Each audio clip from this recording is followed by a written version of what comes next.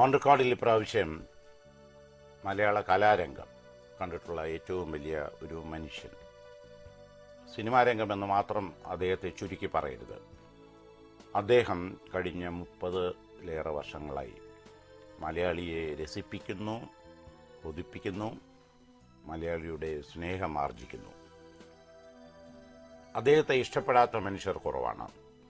അദ്ദേഹം എന്നെങ്കിലും നമ്മുടെ ഈ കലാരംഗം വിട്ടാൽ പിന്നീട് മലയാള സിനിമ നിർജീവമാകും.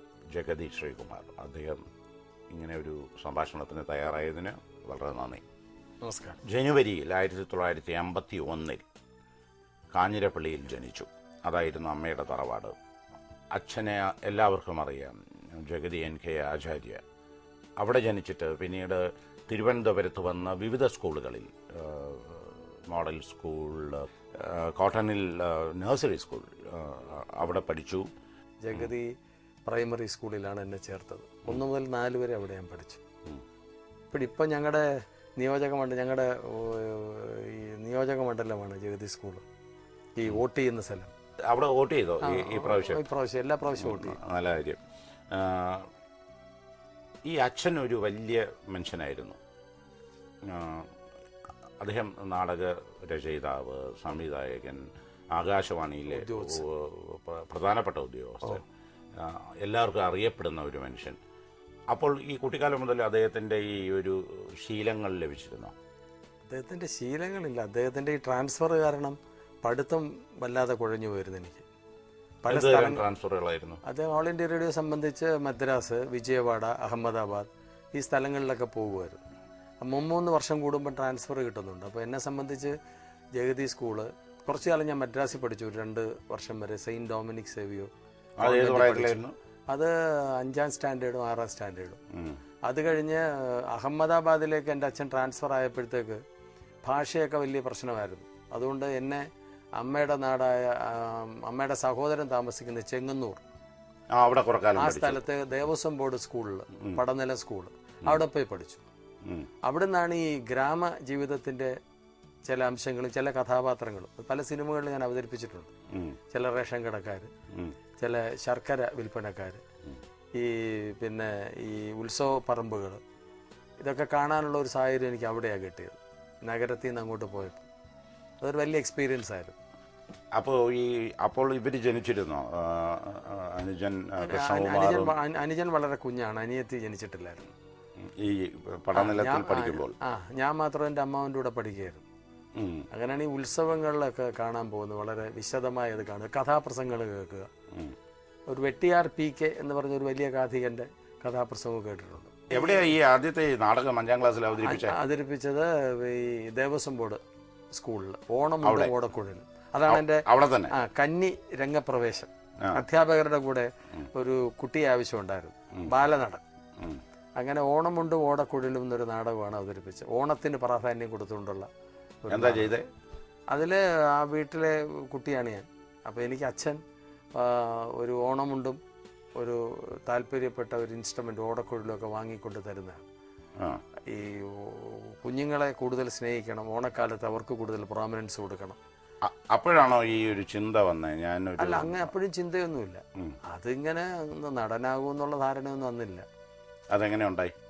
അത് പിന്നെ പിൽക്കാലത്ത് കോളേജ് വിദ്യാഭ്യാസമൊക്കെ ആയപ്പോഴാണ് ഇവിടെ യുവാനിയസിൽ വന്നു. യുവാനിയസിൽ സ്കൂൾ വിദ്യാഭ്യാസം കഴിഞ്ഞ് യുവാനിയസിൽ വന്നപ്പോൾ മുതലാണ് ബയോളജി, ബോട്ടണി മെയിൻ. എനിക്കതൊരു പിടി കിട്ടത്തില്ല. ജഗതിയുടെ ഒരു സ്വഭാവമായിട്ട് യാതൊരു പൊരുത്തമില്ലാത്തൊരു വിഷയമാണത് ബയോളജി. ഒട്ടേറെ സൂക്ഷ്മമായ ശാസ്ത്രീയ പഠനങ്ങൾ ആവശ്യമുള്ള ഒരു വിഷയമാണ്. പക്ഷേ ഇങ്ങനെ ഇത്തരം ഒരു ജോലിക്ക് ഒരു സസ്യശാസ്ത്ര ബിരുദമൊന്നും ആവശ്യമില്ല. അല്ലെങ്കിൽ ഈ പഠിച്ചത് തന്നെയാണോ കേരളത്തിൽ ഇപ്പൊ ചെയ്യുന്നത്? ഇല്ലല്ല. എന്ത് തരം ബയോളജി സ്റ്റുഡന്റ് ആയിരുന്നു? സാമാന്യം മിടുക്കനായ സ്റ്റുഡൻ്റാണ്. ഇതൊക്കെ ഇഷ്ടമായിരുന്നു? എനിക്കിഷ്ടമാണ്. എനിക്ക് ബേസിക് ആയിട്ട് ഈ സസ്യങ്ങളൊക്കെ പറ്റി പഠിക്കാൻ ഇഷ്ടമാണ്, മൃഗങ്ങളെ പറ്റി പഠിക്കാൻ ഇഷ്ടമാണ്. അതിന് പ്രത്യേക ഒരു താല്പര്യമുള്ളതുണ്ട്. ഏത് വിഷയമാണ് നിനക്ക് വേണ്ടതെന്ന് പറഞ്ഞപ്പോൾ എനിക്ക് സുവോളജി എടുത്താൽ മതി എന്ന് പറഞ്ഞു. അത് മൃഗങ്ങളോടുള്ള കൂടുതൽ താല്പര്യം, മൃഗങ്ങളോടുള്ള സ്നേഹം, അവരുടെ ആന്തരിക അവയവങ്ങളൊക്കെ പഠിക്കുക, അവരുടെ ജീവിത രീതി പഠിക്കുക. ഇന്നും ഞാൻ മുടങ്ങാതെ ഈ ജിയോഗ്രാഫിക് ചാനൽ കാണും.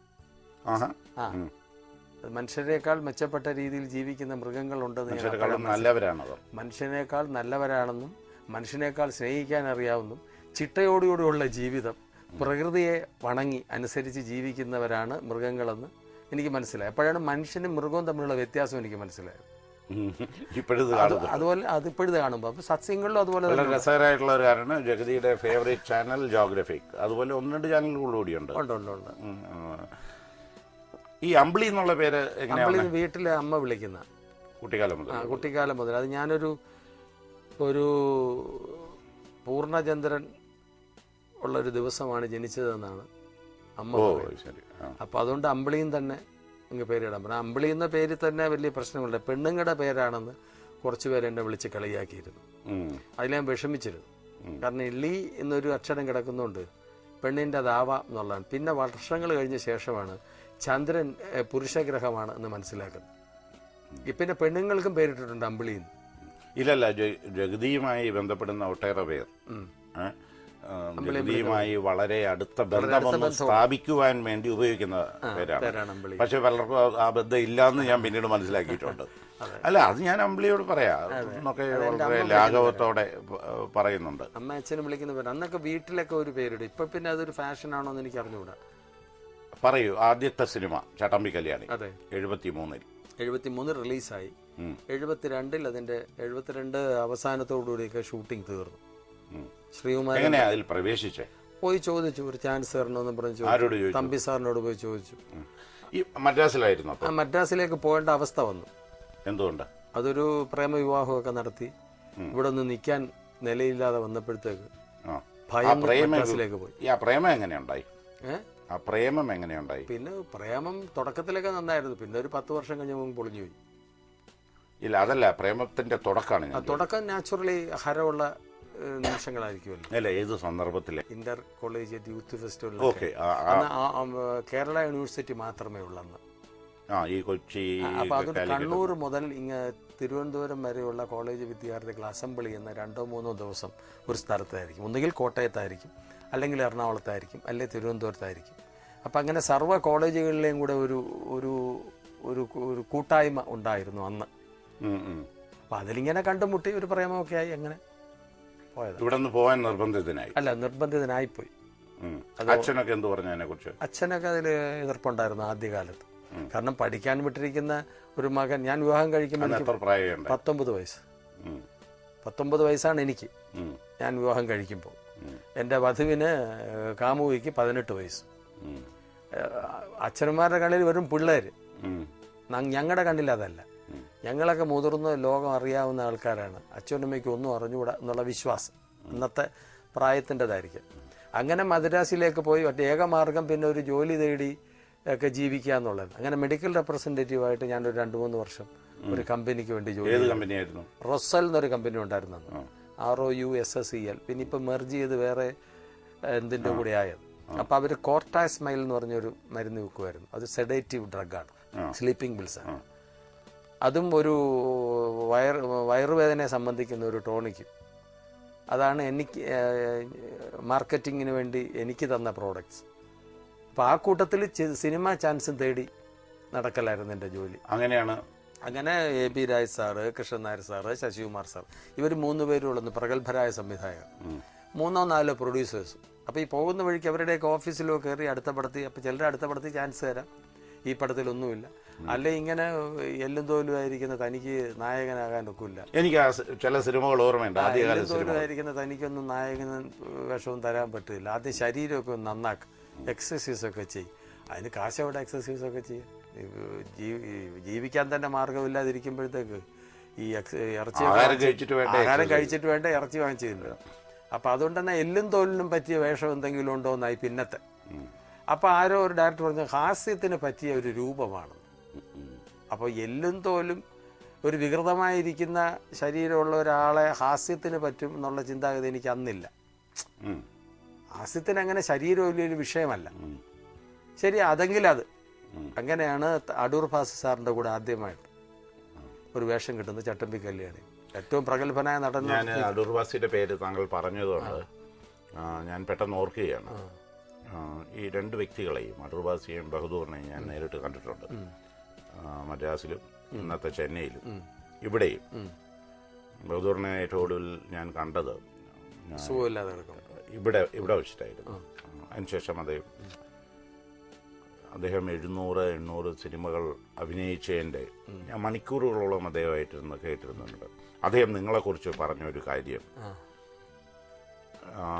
ബഹദൂർക്ക ഇത് വയ്യാണ്ടായല്ലോ, പ്രശ്നം ഇനി പറ്റില്ലേ, പറ്റുന്നത് എന്നെ ഗോപു എന്നാണ് വിളിക്കുന്നത്, പറ്റാവുന്നിടത്തോളം നോക്കുകയാണ് ഞാൻ. പക്ഷേ ഈ ജഗതി അമ്പിളി എന്നൊക്കെ പറയുന്ന പിള്ളേരുണ്ടല്ലോ, പിള്ളേരെന്നാ പറഞ്ഞിരുന്നത്, തീർച്ചയായിട്ടും അദ്ദേഹത്തിന്റെ പിള്ളേർ തന്നെയാണ്. അവരൊക്കെ എന്നെക്കാളും കഴിവുള്ളവരാന്ന് പറഞ്ഞിട്ടുണ്ട്. അത് നിങ്ങളോട് പറയാനുള്ള ഒരു സന്ദർഭമായി ഞാനിത് വലിയ കോംപ്ലിമെന്റ് ആണ് എനിക്ക്. ഞാനിപ്പോഴാണ് അറിയുന്നത്. ഇല്ല, എന്നോട് പറഞ്ഞിട്ടുള്ളതാണ്. ഇവിടെ ടാലന്റഡ്, കഴിവുള്ളവനാണ് നീ. സ്നേഹവും ഉണ്ടായിരുന്നു നിങ്ങളോട്. നിങ്ങൾ ചില സിനിമകളിൽ ഒന്നിച്ച് അഭിനയിച്ചിട്ടുണ്ട്. സ്നേഹം കൊണ്ട് നല്ല അഡ്വൈസ് തരുമായിരുന്നു. പിന്നെ എൻ്റെ അച്ഛൻ്റെ അടുത്ത സുഹൃത്തായിരുന്നു. എന്നാലും അച്ഛനോളം നീ വലിയ കലാകാരനൊന്നും അല്ല എന്നും പറഞ്ഞിട്ടുണ്ട് എന്നോട്. അത് നിങ്ങളെ ഒന്ന് നിയന്ത്രിക്കാൻ വേണ്ടി പറഞ്ഞതായിരിക്കും. അല്ല, അത് ഞാനും സമ്മതിക്കുന്നു. കാരണം നിയന്ത്രണമല്ല, അത്രത്തോളം പേര്. അദ്ദേഹം ചിത്രകാരനായിരുന്നു, നന്നായിട്ട് ചിത്രങ്ങൾ വരയ്ക്കും, നല്ലൊരു വാഗ്മിയായിരുന്നു, നാടകൃത്താണ്, അതുപോലെ വളരെ സരസനാണ്, പിന്നെ ഗസറ്റഡ് ഓഫീസറാണ്. ഇത്രയും ക്വാളിറ്റി ഒന്നും എനിക്കില്ല. ഞാൻ അഭിനയിക്കുക മാത്രമേ ചെയ്യുള്ളൂ.